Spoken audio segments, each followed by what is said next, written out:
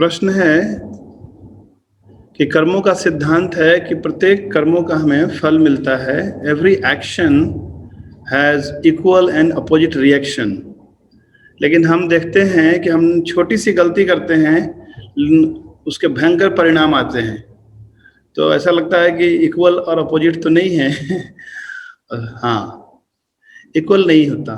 जरूरी नहीं है कि हम जो भी कर्म करते हैं उसके जो परिणाम है वो इक्वल हो, पर हाँ, हर कर्मों का कुछ फल है और फल हमें भोगने पड़ते हैं। तो यहाँ न्यूटन का लॉ ऑफ कर्मा नहीं है, ये भगवत गीता का कर्मों का सिद्धांत है। तो इक्वल एंड अपोजिट रिएक्शन ये न्यूटन लॉज ऑफ मोशन में थर्ड लॉ है। ये every action has equal and opposite reactions. जैसे हमने किसी को कुछ बोल दिया और बात का व्यक्ति बतंगड़ बनाता है और पता नहीं कहाँ लेकर चला जाता है उस बात को, और पूरा एक सीरीज ऑफ इवेंट शुरू हो जाता है। उदाहरण से समझें, परीक्षित महाराज ने एक गलती की, छोटी सी गलती की, भूख और प्यास लगी हुई थी, उन्होंने एक मरे हुए सांप को उठाकर समीक ऋषि के गले में डाल दी। अब इस गलती इतनी छोटी सी है, लेकिन उसका दंड उन्हें इतना बड़ा मिला। 7 दिनों में छोटी सी गलती, उन्होंने समीक ऋषि के गले में सर्प डाल दिया और उसका उन्हें दंड क्या मिला? श्रृंगी ने श्राप दिया कि 7 दिनों में मृत्यु हो जाएगी। तो कैसे समझे कि व्यक्ति स्मॉल मिस्टेक करता है और कैटास्ट्रोफिक रिजल्ट, ह्यूज रिएक्शन। कभी कभी बड़ी गलतियां होती हैं लेकिन फिर भी उसके उतने परिणाम हमें दिखाई नहीं देते।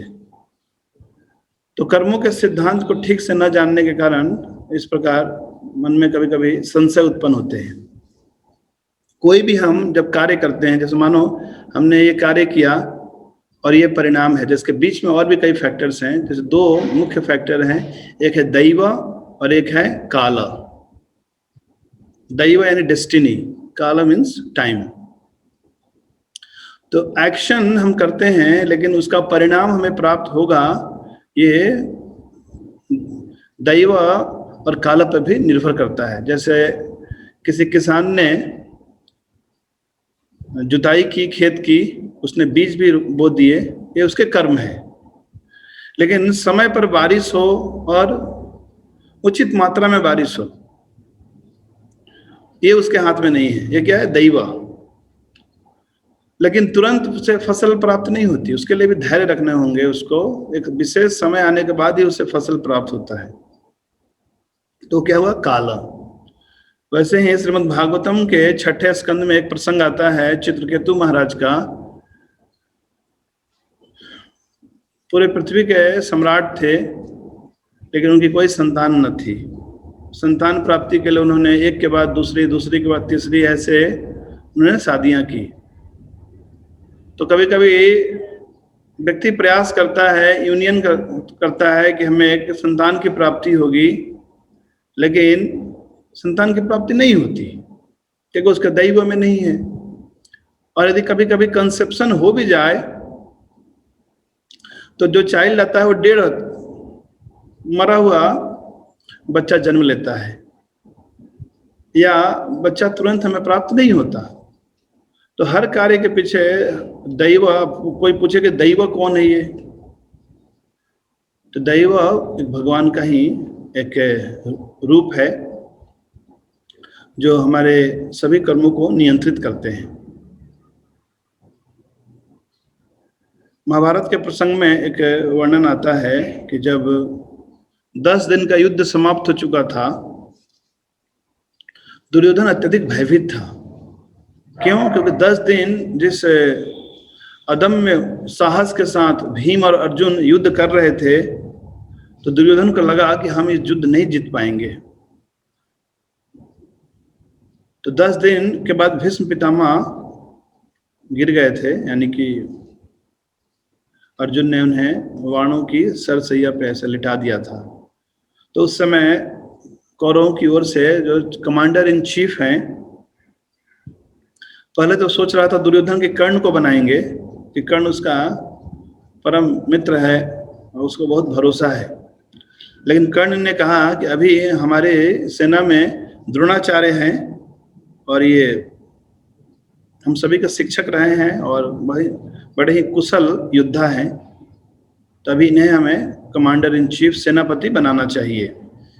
तो द्रोणाचार्य को सेनापति नियुक्त किया गया और दुर्योधन गया।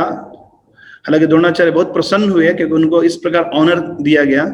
तो द्रोणाचार्य ने कहा दुर्योधन से कि चूंकि तुमने मेरा सम्मान किया है, मैं बहुत प्रसन्न हूँ, तुम क्या वर चाहते हो?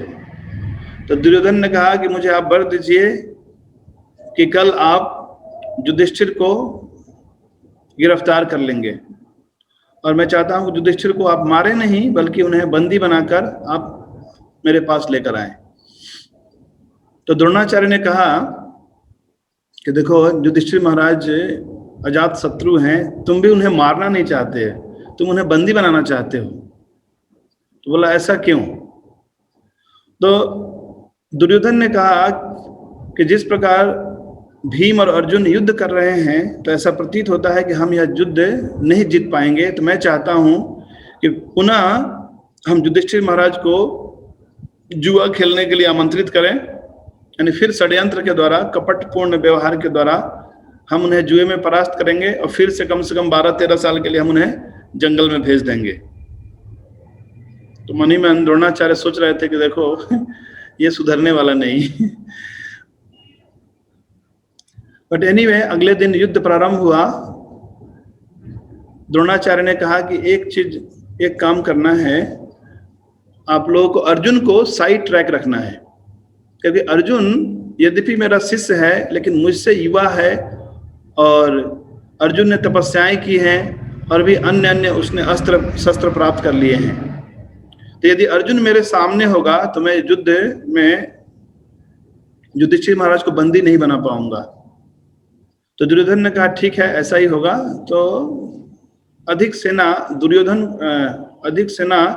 अर्जुन को साइड ट्रैक करने में लग गई, किसी तरीके से उसको भटकाकर दूर लेकर जाया जा सके ताकि युधिष्ठिर महाराज को द्रोणाचार्य किसी प्रकार से घायल करके उसको बंदी बना सके। लेकिन संध्या हो गई और द्रोणाचार्य इस कार्य में सफल नहीं हो पाए, क्योंकि अर्जुन महारथी होने के साथ साथ एक कुशल वो भी राजनीतिज्ञ था, तो चारों तरफ अपनी दृष्टि रखता था और उसने युधिष्ठिर महाराज को बचा ली। शाम के समय जब युद्ध समाप्त हो गया तो दुर्योधन ने कहा कि मुझे पहले ही पता था कि आप पूरे मन से युद्ध नहीं कर रहे हैं, मुझसे बड़ी गलती हो गई, मुझे कर्ण को ही सेनापति बनाना चाहिए था। तो द्रोणाचार्य ने कहा कि नहीं, तुम देख नहीं सकते, मेरे शरीर में इतने घाव हैं, मैंने अपने पूरे शक्ति से मैंने युद्ध की है। पर दुर्योधन अपने धृष्टतावश, अपने उदंडता के कारण अपने गुरु द्रोणाचार्य को इस प्रकार दोषी ठहरा रहा था। और साथ ही साथ द्रोणाचार्य ने कहा कि देखो तुम जो करना चाहते हो संभव नहीं है, क्योंकि दैव हमारे साथ नहीं है। ये शब्द उन्होंने कहा था कि हम युद्ध तो कर रहे हैं पर युद्ध में दैव उनके रथ पे बैठा हुआ है। यानी दैव कौन है? श्री कृष्ण है। तो श्री कृष्ण चाहते हैं कि पांडवों की विजय हो, तो पांडवों की ही विजय होगी। इसलिए भगवान ने कहा है कि सब कुछ मेरे नियंत्रण में है। साथ ही साथ जीवों को एक अल्प स्वतंत्रता भी भगवान ने प्रदान की है। तो जब हम कर्मों की इस बारीकियों को नहीं समझते हैं तो हम क्या सोचते हैं कि हमने ये किया है तो हमें परिणाम मिलने ही चाहिए, पर यह आवश्यक नहीं होता। एक अन्य उदाहरण से समझिए, एक टॉय गन है, बच्चों के खिलौने की बंदूक।